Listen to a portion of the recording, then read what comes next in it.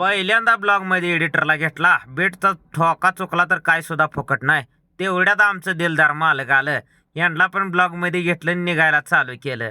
भावानं आपल्याला जायचं होतं जतला आज. आपल्या गाडीत बॉक्स होता आणि ग्रॅनाईटची गाडी एक उतरायची होती. मग आल्या आल्या गाडी आपली रिवर्स लावली. तेवढ्यात अण्णा बंडे पण लागलं रिवर्स लावायला. पण भावानं ह्याचं काय बोलणं आम्हाला कळना, आमचं बोलणं ह्याला कळना. काय राईटला गाडी ओढ म्हटलं की लेपला वाढायचं बेनं. मग आपदून कशी बशी तर गाडी तेवढी लावून घेतली आणि मग काय गाडी खाली करायला चालू केली. आज काय पावला गणी सगळी माणसं होती त्यामुळे काय गाडी खाली करायला लय वेळ लागणार नव्हता. तेवढ्यात दिलदार मालक इकडं पळून गायला आलं. एकटाच माप घ्यायला होता गडी. मग काय आपल्याला भाडं एक दुसरा आलं जत ना आल्या भावानं डायरेक्ट गड्यानं गव्हाया रानातनंच घालायला लावली. भांगारझार रोड होता.